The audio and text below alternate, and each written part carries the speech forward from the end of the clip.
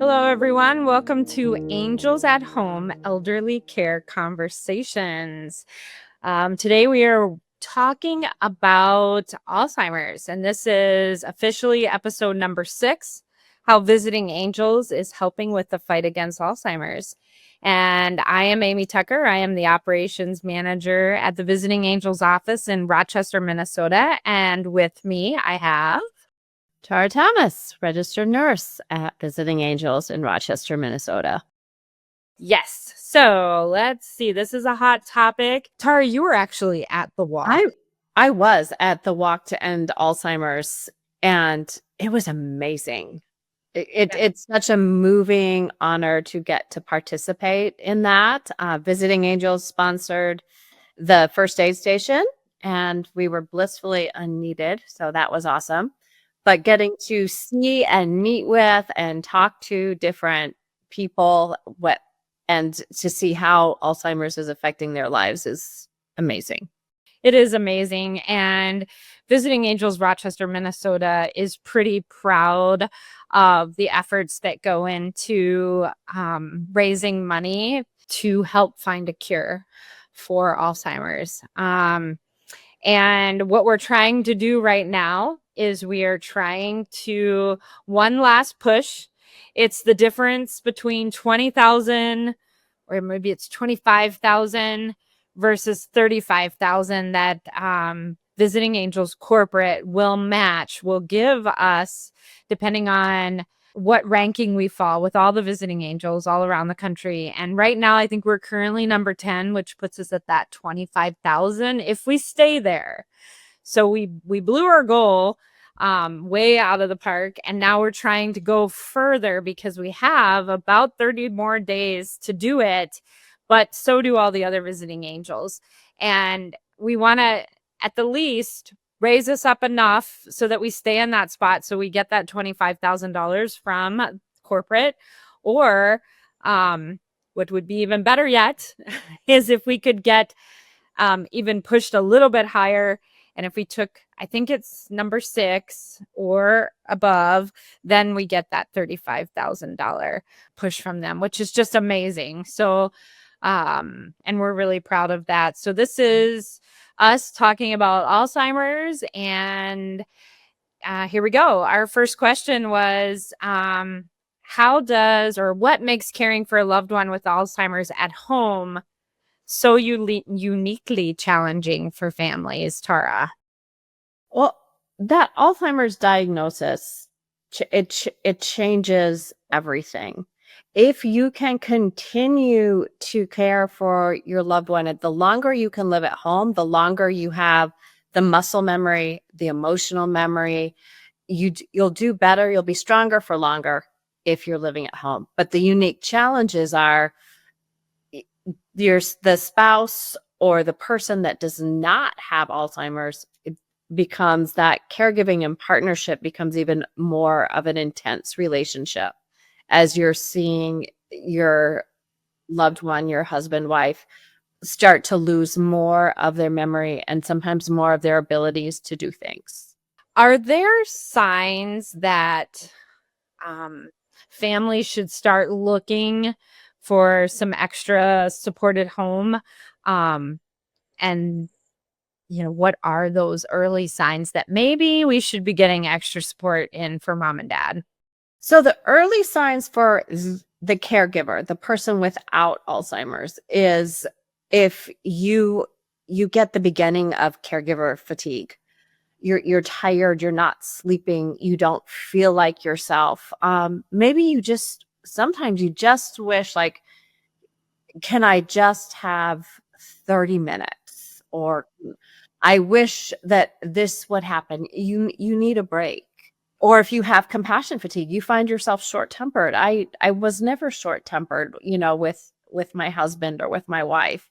Or if your parent is living with you, I used to not get mad at my mom. And I don't like how I feel when I snap. I don't like the look on her face if I get short-tempered. Mm-hmm. It's time to start talking about getting a little bit of extra help. Okay. What about, so there's Alzheimer's. How does that differ from just regular senior care in terms of the approach and planning. So planning care for the person with dementia, it's necessary to ensure their safety and well-being. As time progresses and the Alzheimer's disease progresses, the person might not be able to stay home by themselves safely. They might decide they're hungry, and even though they haven't operated a stove in years, they turn on the stove and they put on something to cook, and then they wander away and they forget. That's actually happened to us with Visiting Angels, where we had a client who put something on the stove, forgot about it, and thank God later that day, our caregiver walked in the door because the house was filling with smoke and there was a fire on the stove. Yeah. Which we had a caregiver very calmly turned off the stove, got the fire out, got the lady out, and everything was fine. But if it hadn't been fine, it could have had a very different outcome. Yeah. That would have been absolutely tragic. A person with Alzheimer's might not remember to take their own medications. They might need reminders for that. Did you brush your teeth? Did you not brush your teeth? When is the last time you changed your clothes? All of these things that needs to be planned for. The reminders, keeping them healthy in their own home, keeping them safe in their own home. Mm-hmm. Visiting Angels, if someone's out there looking for care for a loved one with a diagnosis of Alzheimer's, people ask, how can we be sure that the caregivers are trained to handle this type of memory loss and confusion, behavioral changes maybe?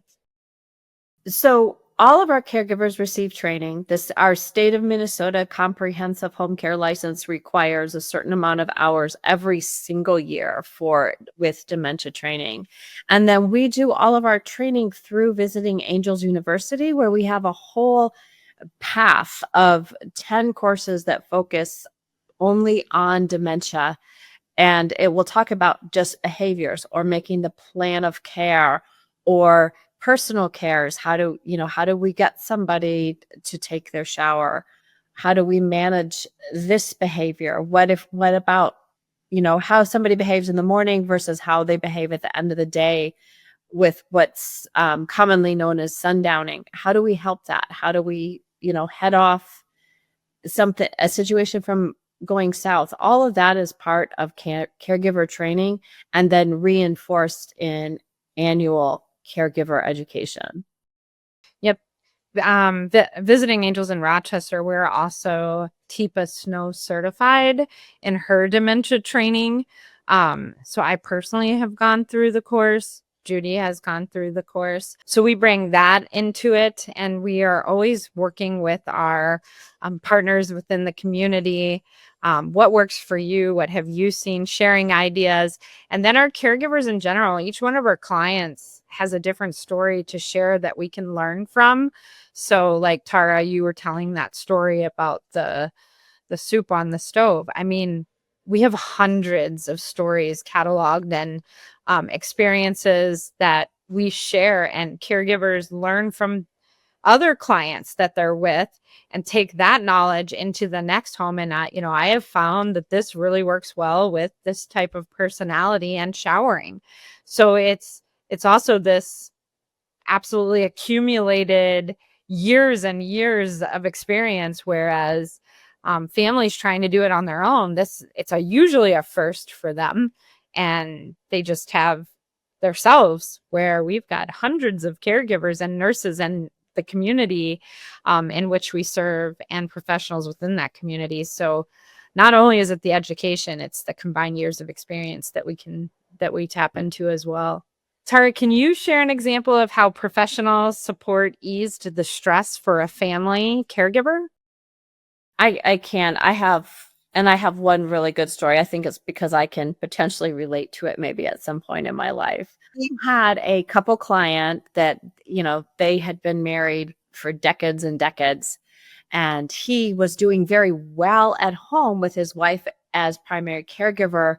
Physically, he was very capable, but it wasn't safe to leave him at home. He could have decided to leave the home, or same thing, turning on the stove or doing something where he wouldn't have been able to call for help or remember, where he was if he had walked out the door. And his wife had been a member of this book club for years with her friends, and it got to the point of I have to make a choice. I'm going to have to either stay at home all the time with my husband, or I'm going to have some help so that I can still attend my book club with my friends. And that mental health benefit and boost that you get from continuing with your friends, continuing your social relationships are key. And so we were only there just once a week. And one day she would go on errands, one day she would go to the book club. And we stayed and sat with her husband frequently. He loved to look through photo albums. And I can remember sitting with him one day, and we looked through the album, and he told me a story about all the different pictures. And then when we were done, he wanted to look through it again. And I heard a different story about all of the different pictures. Oh, that's so fun. Great appreciation, because that's, he was happy as a clam, but you could see the emotional investment and that his wife took in his care, and our ability to give her the respite to leave on errands or to meet a friend for coffee or to continue with her book club. It made both of their lives better. Right. Yeah, that's awesome. What about autonomy? Let's talk about safety and keeping everybody safe, and yet maximizing the client or the person that needs care need for that autonomy to be able to do what they can do for as long as they can and keep everybody safe. What do you have to say about that? Okay.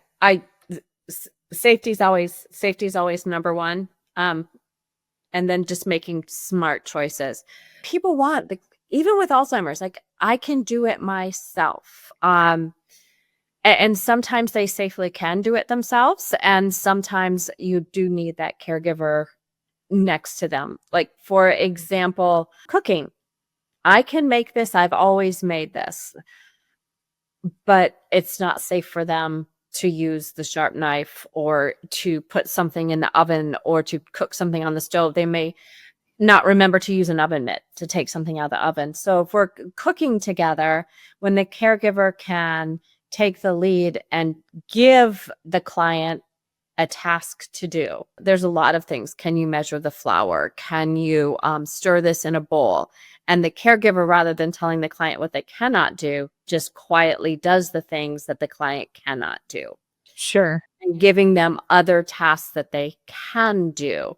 That's focusing and really promoting the person's autonomy and independence and retaining their different skills. Can you put the forks and knives on the table and then the caregiver's there at the stove? Oh, do you mind rinsing these dishes? And then the caregiver's behind them taking something out of the oven. Right. Same thing, if you're helping somebody with their personal cares, giving them the I'm going to put the toothpaste on your toothbrush and hand you the toothbrush, and then you can brush your teeth. Right. What about burnout?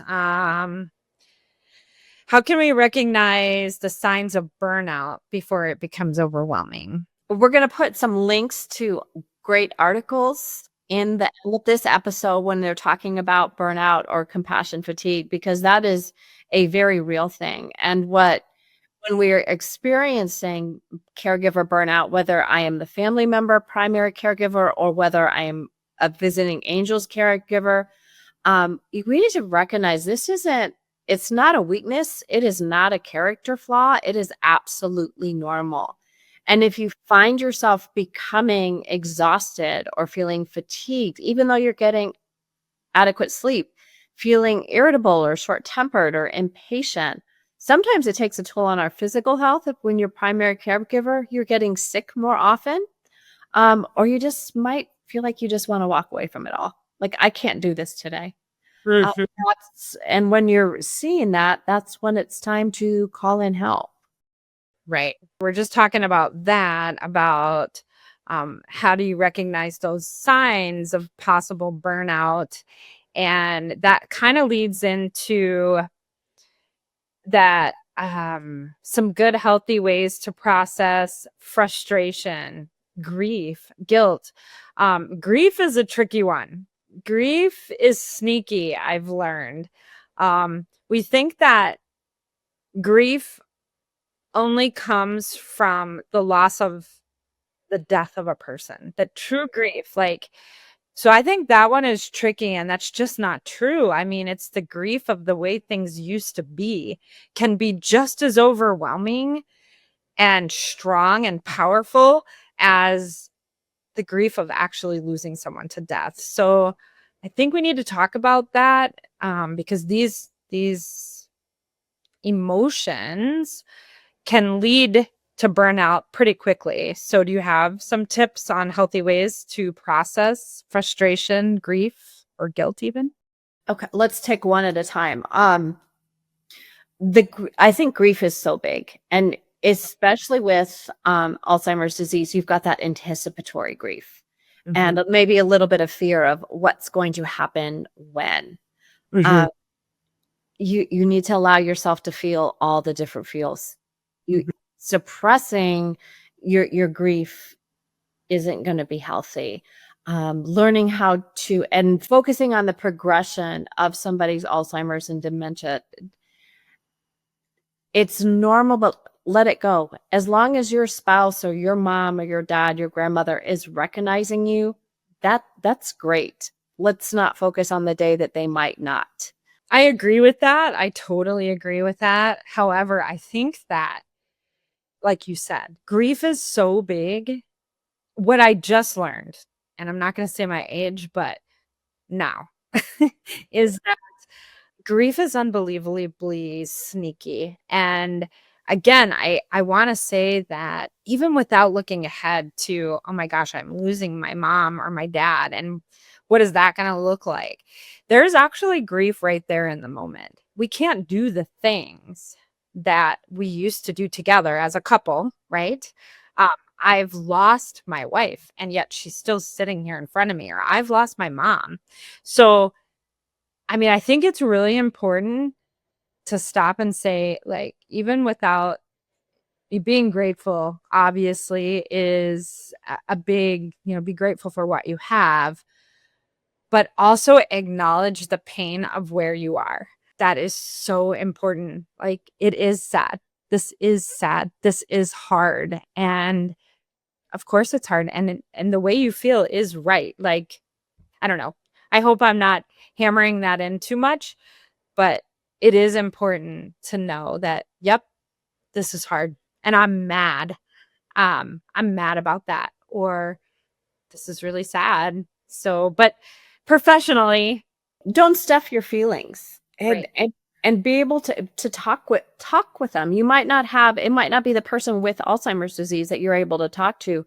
Maybe it's a therapist, maybe it's a friend, maybe it's your adult child. Like, this is really hard for me right now because I'm not used to your dad being this way. Oh, sure. Yeah. It's okay.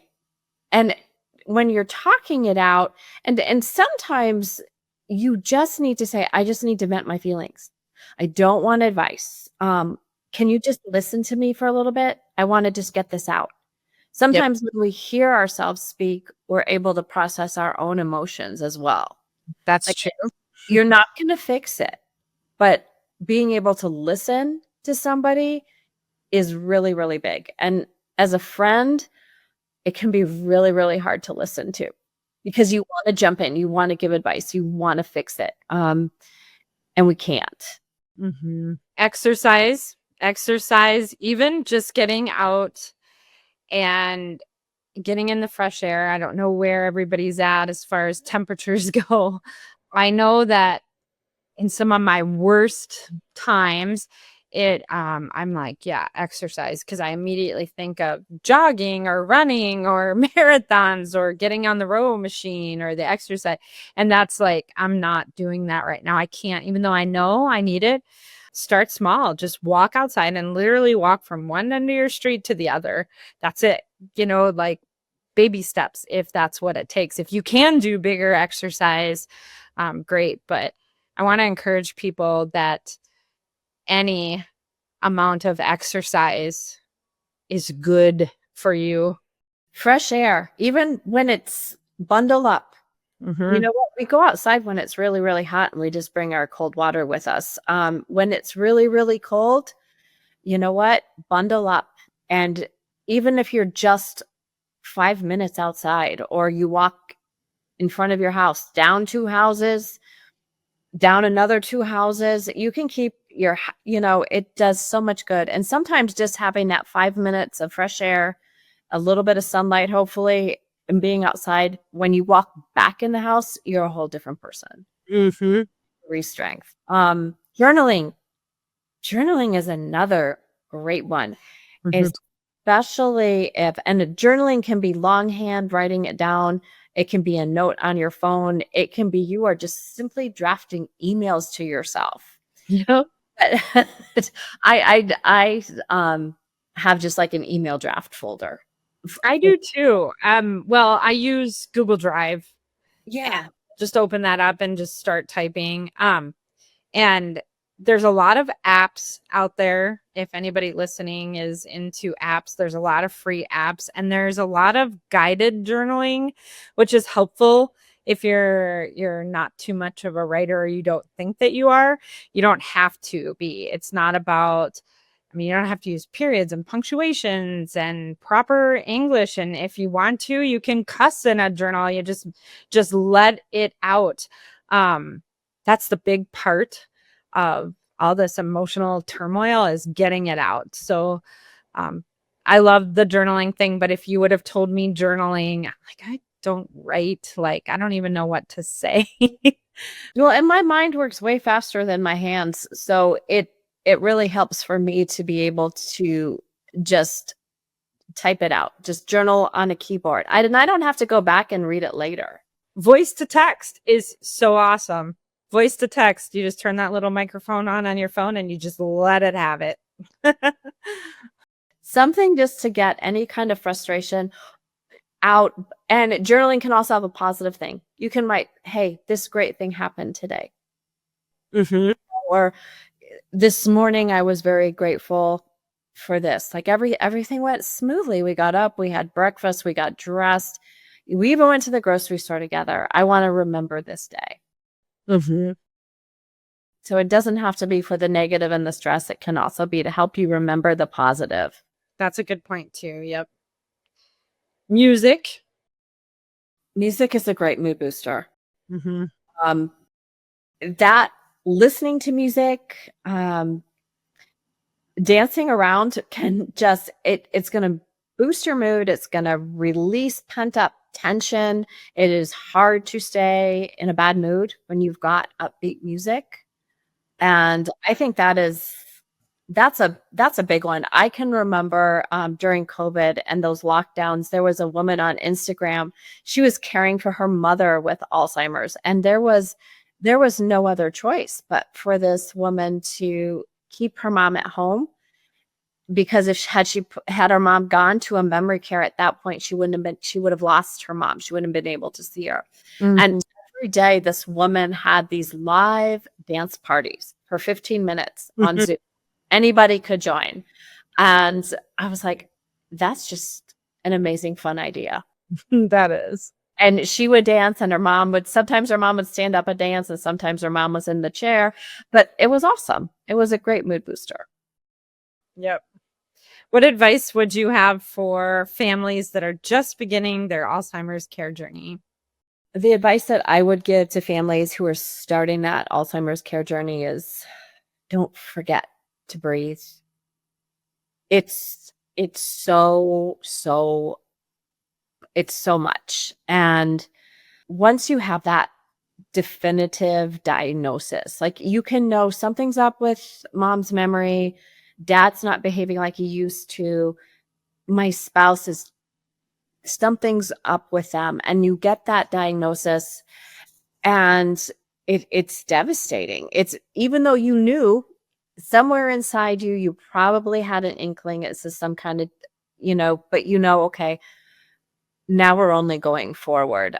Any serious medical diagnosis could be cancer, diabetes, kidney failure, a new diagnosis of a chronic illness like Alzheimer's. This is not going to go away. That's tough to hear. And sometimes you don't hear anything beyond that diagnosis. And that's okay. It's okay to say, you know what? Now I know, and I need some time. Can I make another appointment? Can we come back in 2 weeks or 3 weeks? I need some time to breathe.